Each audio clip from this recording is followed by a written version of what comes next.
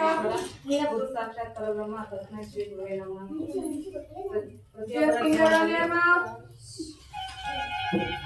ಪ್ರತಿಯೊಬ್ಬರ ಜೀವನದಲ್ಲಿ ವೈಯಕ್ತಿಕವಾಗಿ ಎಲ್ಲರಿಗೂ ಸಹಿತ ಮೊದಲ ಗುರುವಾಗಿರುವ ತಾಯಿಗೆ ತಾಯಿಯ ಪಾದಗಳಿಗೆ ನಮಿಸುತ್ತಾ ಇವತ್ತು ದಿನಾಂಕ 8/4/2025 ಪ್ರಾಥಮಿಕ ಶಾಲೆಗಳ ಸಮುದಾಯದ ಶಾಲೆ ಕಾರ್ಯಕ್ರಮ.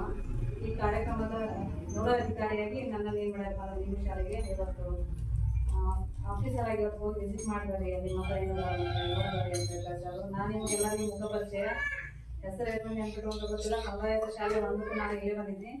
ಸಮುದಾಯದ ಶಾಲೆ ಎರಡಕ್ಕೂ ಸರಿ ನಿಮ್ಮ ಶಾಲೆಗೆ ಏನು ಮಾಡಪ್ಪ ನಮ್ಮನ್ನ ನೋಡಲ್ ಆಫೀಸರ್ ಆಗಿ ಇವತ್ತು ಇದ್ದಾರೆ. ಈ ಕಾರ್ಯಕ್ರಮದ ಕುರಿತು ಹೇಳ್ಬೇಕಾಗಿತ್ತಪ್ಪ ಅಂದ್ರೆ ಸುಮಾರು 12 ವರ್ಷ ಆಯ್ತು. 12 ವರ್ಷದಿಂದನೂ ಸಮುದಾಯದ ಕಾರ್ಯಕ್ರಮ ನೋಡಲ್ ಅಧಿಕಾರಿಯಾಗಿ ಹೋಗ್ತಾ ಇರ್ತೇನೆ. ನಿಮ್ಮ ಚಿಕ್ಕ ಶಾಲೆ ಆದ ಸಹಿತ ಬಹಳಷ್ಟು ಸಿಸ್ಟಮೆಟಿಕ್ ಆಗಿ ನಡೀತಿತ್ತು ನನ್ನ ಅನಿಸಿಕೆ ಸರ್. ಚಿಕ್ಕ ಶಾಲೆ ಚೊಕ್ಕ ಶಾಲೆ ಒಂದು ಶಿಸ್ತಿನ ಶಾಲೆ ಅಂತ ಅನ್ಸುತ್ತೆ. ನೀವೆಲ್ಲರೂ ನೋಡಿದ್ರ ಬಹಳ ಎಲ್ಲಾ ವೈಯಕ್ತಿಕವಾಗಿರುವಂತಹ ಜೊತೆಗೆ ನಿಮ್ಮ ಎಲ್ಲಾ ವಿದ್ಯಾರ್ಥಿಗಳಿಗೆ ಸಂಬಂಧಿಸಿದಂತಹ ಎಲ್ಲಾ ದಾಖಲೆಗಳನ್ನ ಅತ್ಯಂತ ಅಚ್ಚುಕಟ್ಟಾಗಿ ಏನ್ ಮಾಡಪ್ಪ ನಿಮ್ಮ ಇಬ್ಬರು ಶಿಕ್ಷಕರು ಸ್ಕೂಲ್ ಒಳಗ ಅನುಪಾಲನೆ ಮಾಡಿ ಅವನ್ನೆಲ್ಲ ಬಹಳಷ್ಟು ಚೆನ್ನಾಗಿ ದಾಖಲೆಯನ್ನು ಮಾಡಿ ಇಟ್ಕೊಂಡರು. ಜೊತೆಗೆ ನೀವೆಲ್ಲರೂ ಸಹಿತ ಹಿಂದಿನ ಸಮುದಾಯದ ಶಾಲೆ ಬಂದೊಳಗ ನಾ ಬಹಳಷ್ಟು ಏನೋ ಸಮಯವನ್ನು ನಿಮ್ಮ ವರ್ಗಕೋಣೆಯಲ್ಲಿ ಕಳೆದಿದ್ನಿ. ನಿಮ್ಮ ಮುಖ ಕೆಲವರು ಹೆಸರುಗಳು ನೆನ್ಕೊಳ್ದಿಲ್ಲ ನಮ್ಗ, ಮುಖ ಮಾತ್ರ ನೆನ್ಕೊಳ್ಳೋದು. ಯಾಕಂದ್ರೆ ಹೋಗ್ತಾ ಬರ್ತಾ ಹಾಯ್ ಟೀಚರ್ ಬಾಯ್ ಟೀಚರ್ ಅಂತಿದ್ರು. ಡೈಲಿ ಗಾಡಿ ಮೇಲೆ ಹೋಗೋದ್ರಿ ಮಾತಾಡ್ತಿದ್ರು. ಮಕ್ಕಳು ಬಹಳಷ್ಟು ಖುಷಿ ಆಗ್ತಿದ್ರು. ಒಂದೊಂದ್ಸಲ ಬಂದಿದ್ದ ಸ್ಕೂಲಿಗೆ ನಾನು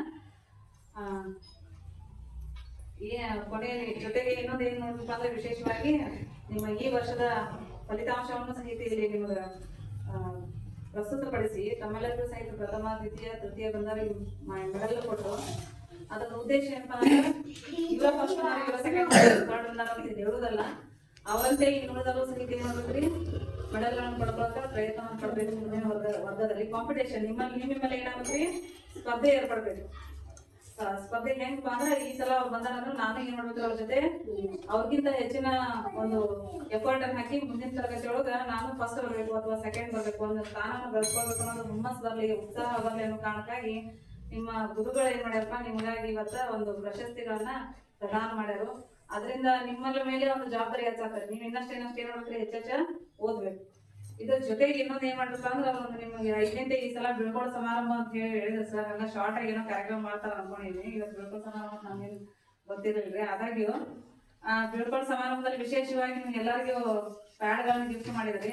ಅದರಿಂದ ನನ್ನ ಬೀಳ್ಕೊಡೋ ಸಮಾರಂಭ ನೆನಪಾದ್ರೆ 10ನೇ ಇದ್ದಾಗ 2001 10th ಮುಗಿತು ನಮ್ದು. 10th ಮುಗಿದಾಗ ಎಲ್ಲಾರು ಬೋರ್ಡ್ ಎಕ್ಸಾಮ್ ಹೋಗ್ಬೇಕಾದ್ರೆ ನಮ್ಮ ಮುದ್ದನವರ ಅಂತ ಒಬ್ರು ಶಿಕ್ಷಕರಿದ್ರು ಗುರುಗಳು. ನಾವೊಂದು 50 ಜನ ಹುಡುಗಿಯರ ಹೈಸ್ಕೂಲ್ ನಮ್ಮ ಹಾಸ್ಟೆಲ್ ಇತ್ತು. ಎಲ್ಲರಿಗೂ ಅವಾಗ 45 ಹಿರಪ್ಪನ್ ಅಂತ ಅವಾಗೆಲ್ಲ 45 rupees ಅಲ್ಲ, ಪ್ರತಿಯೊಬ್ಬರಿಗೂ ಒಂದು ಹಿರಪ್ಪನ್ ಕೊಟ್ಟಿದ್ರಿ. ಅದ್ ಇನ್ನ ಮಟ್ಟ ನಾ ಟ್ರೆಜರಿಯೊಳಗೆ ಹಂಗ ಐತ್ರಿ. ಅವಾಗ ಏನ್ ಎಕ್ಸಾಮ್ ಬರಕ್ ನೀನ್ ಸ್ವಲ್ಪ B.Ed ಮುಗಿತಕ್ಕ ಯೂಸ್ ಮಾಡಿದ್ರಿ. ಆಮೇಲೆ ಅದು ಇಂಕ್ ಯೂಸ್ ಆಗ್ಲಿಲ್ಲ ನಂಗ ತಗದ್ ಬಟ್ ಇಂಕ್ ಪೆನ್ ಯುರೋಪಿಯನ್ ಅಂತ ಅದು ಫೇಮಸ್ ಅವಾಗ ನಾವು ಅದು ಇನ್ನೂ ಮಟ್ಟ ಬಾಕ್ಸ್ ಸಮೇತ ನಾನು ಇಟ್ಕೊಂಡೇನಿ. ಹಂಗ ನಿಮ್ ಶಿಕ್ಷಕರು ನೆನಪಿಗೋಸ್ಕರ ಕೊಟ್ಟಾರ 5ನೇ. ಇದನ್ನ ಒಗದಾಡಿ ಇದೊಂದು ಬರೆಯಾಕ ಯೂಸ್ ಆಗೋದಷ್ಟ ಆಗೋದು ಸಹಿತ ನಿಮ್ಗೆ ಈ ಶಾಲೆಯ ಒಂದು ನೆನಪನ್ನು ನಿಮ್ಮ ಜೀವನ ಪೂರ್ತಿ ಇಟ್ಕೊಳಕ್ ಏನ್ ಮಾಡ್ತಪ್ಪ ಅಂದ್ರೆ ಸಹಾಯಕವಾಗ್ತದೆ. ಅದ್ರ ಸಲುವಾಗಿ ಈ ಪ್ಯಾಡ್ ಅನ್ನು ಪ್ರತಿ ಎಕ್ಸಾಮ್ಗೂ ಬಳಸಿ ನೀವೆಲ್ಲರೂ ಪರೀಕ್ಷೆಗಳನ್ನು ಬರೀತೀರಿ. ನಿಮ್ಮ ಉತ್ತಮವಾಗಿರುವಂತಹ ಉಜ್ವಲವಾಗಿರುವಂತಹ ಭವಿಷ್ಯವನ್ನು ನಿರ್ಮಾಣ ಮಾಡ್ಕೊಳ್ತೀರಿ. ಜೊತೆಗೆ ನಿಮ್ಮನ್ನ ನೋಡ್ರೆ ಏನಪ್ಪಾ ಅಂದ್ರೆ ಬಹಳಷ್ಟು ಮುಗ್ಧರಾಗಿದ್ದೀರಿ. ಯಾಕಂದ್ರೆ ಇನ್ನೂ ಚಿಕ್ಕವರಾಗಿದ್ದೀರಿ. ಹೊರ ಜಗತ್ತಿಗೆ ಅಷ್ಟು ತೆರ್ಕೊಂಡಿಲ್ಲ. ಭಾಳ ಅಂದ್ರೆ ಮನೆಯೊಳಗೆ ಮೊಬೈಲ್ ಟಿವಿ ನೋಡ್ತೀರಿ. ಹೊರತಾಗಿ ಊರ್ ಬಿಟ್ಟು ಹೊರಗೆ ಆಸೆ ಭಾಳ ಹೋಗಿರೋದಿಲ್ಲ. ಹುಡುಗರ ಸಂಘ ಇನ್ನೂ ಆಗಿರೋದಿಲ್ಲ. ನಾ ಯಾಕಂದ್ರೆ ಹೈಸ್ಕೂಲ್ ಆಗಿ ನೋಡ್ತೀವಿ ವರ್ಷ ಒಂದು 166 ರೆಗ್ಯುಲರ್ ಹುಡುಗರ ಯಾರೋ ಒಂದು 40 ಹುಡುಗರ ಕೈಗೆ ಸಿಗುದಿಲ್ಲ. ನೀವೇನ್ ಹೇಳ್ತೀರಿ ಅನ್ನೋಂಗ್ ಇರ್ತಾರೆ. ಈ ಕಡೆ ಕೆರಕ್ ಹೋದ್ರೆ ಆ ಕಡೆ ಓಡಿ ಹೋಗ್ತಾರೆ.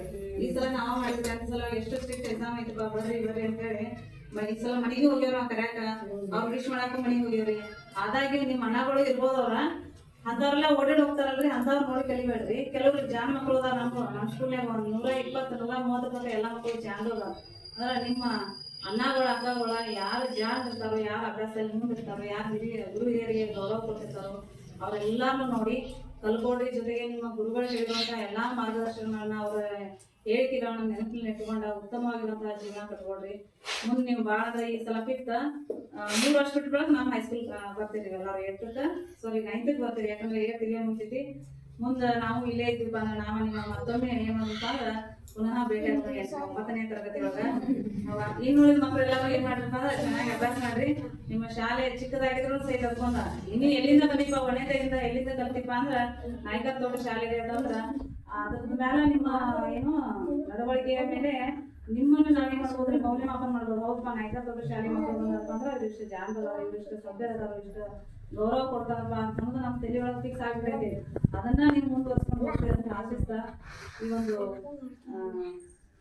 ಸರ್ ಹೇಳಿದ್ರೆ ಕೂಡುವುದು ಆಕಸ್ಮಿಕ. ನಮಗೆ ಎಲ್ಲಾರು ಇಲ್ಲಿ ಬರ್ತೇವೆ ಅನ್ನೋದು ಗೊತ್ತಿಲ್ಲ. ನೋಡಿ ನಾನೇ ಇವತ್ತು ಶಾಲೆಗೆ ಬರ್ತೀನಿ, ಈ ಕಾರ್ಯಕ್ರಮ ಆಗ್ತೈತಿ ಅಥವಾ ಈ ಅಕ್ಕಗಳು ಎಲ್ಲಾರು ನಾನು ನೋಡ್ತೇನೆ ಅಥವಾ ನಾ ಇವ್ರಿಗೆ ಎಲ್ಲರಿಗೂ ಭೇಟಿ ಹಾಕಿ ನನಗೆ ಬರ್ತೀವಿ. ಇದೆಲ್ಲ ಏನ್ರಿ ಆಕಸ್ಮಿಕ. ಹಂಗೆ ನೀವೆಲ್ಲರೂ ಸೇರಿ ಆಕಸ್ಮಿಕವಾಗಿ ಶಾಲೆಗಳು ಸೇರಿರಿ. ಅನಿವಾರ್ಯವಾಗಿ ನೀವೇನ್ ಮಾಡ್ತೀರಪ್ಪ ಅಂದ್ರೆ ಮುಂದಿನ ಶಾಲೆಗೆ ಉನ್ನತ ಶಿಕ್ಷಣ ಅಂದ್ರೆ ಇಟ್ ಮೀನ್ಸ್ 6ನೇ ಕ್ಲಾಸಿಗೆ ಏನ್ ಮಾಡ್ತೀರಿ ಎಲ್ಲ ಹೋಗ್ತೀರಿ. ನೀವು ಒಳ್ಳೆಯ ಭವಿಷ್ಯ ಸಿಗ್ಲಿ, ಉತ್ತಮವಾಗಿರುವಂತಹ ಜೀವನವನ್ನ ದೇವರು ನಿಮ್ಗೆ ಕರುಣಿಸಲಿ ಅಂತ ಹೇಳಿ ಹಾರೈಸ್ತಾ ನನಗೆ ಇಲ್ಲಿ ಮಾತಾಡೋಕೆ ಅವಕಾಶ ಕೊಟ್ಟಿರುವಂತಹ ಈ ವೇದಿಕೆಗೆ ನಮಸ್ಕರಿಸುತ್ತಾ ಧನ್ಯವಾದಗಳು.